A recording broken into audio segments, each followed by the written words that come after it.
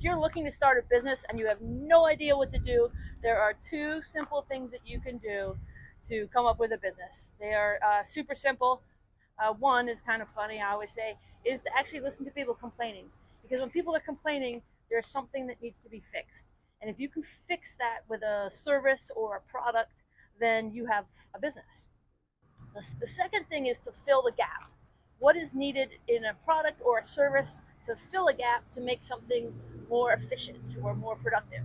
So a perfect example of this is Sara Blakely. I absolutely love Sara Blakely. She came up with Spanx. So back in 1998, I believe it was, she saw a problem where women, didn't like that their panty lines were showing. So she came up with an idea to basically cut out some regular pantyhose, cut the socks off, the feet off, and then wore them and created a product which is called Spanx, which she became a billionaire. So it was a simple problem and she had a fix. Another great example, the best selling piece of gym equipment, over $1 billion were sold from this one guy just seeing a problem and fixing and filling the gap. And this is Don Brown. Don, back in 1994, was working out in a gym, and he saw basically a lot of people were trying to do ab work, but there was a lot of strain on their necks and their shoulders. And so people would take towels and put them around their neck and do abs. So he came up with the ab roller. The ab roller is, again, $1 billion product, one product.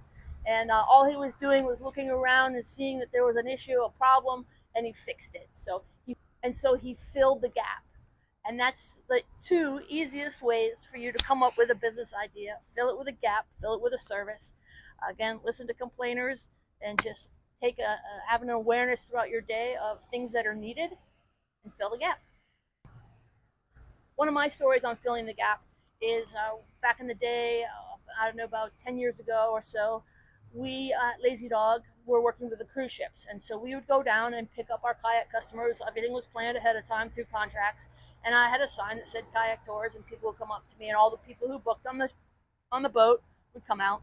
But while I was standing there, people would come off the ship and say, "Hey, could you tell me how to get to the beach?" And it happened so much that I just decided, because the beach, it was hard to get to. You had to take a shuttle into town, and then from town, you had to take a taxi at the time to the beach. And so I just decided to come up with an excursion called the Beach Break, and I sold it to the cruise lines. And all we did was sort out their transportation. So we hired a shuttle service to come and pick up the people off the cruise ship and take them to the beach, and then pick them up at the beach and bring them back to the ship. And it was very simple. It sold out all the time. And it was actually a time in my business life that we were struggling a little bit. We were growing a little bit too fast, and I needed the cash influx. And the Beach Break, really helped us out at the time.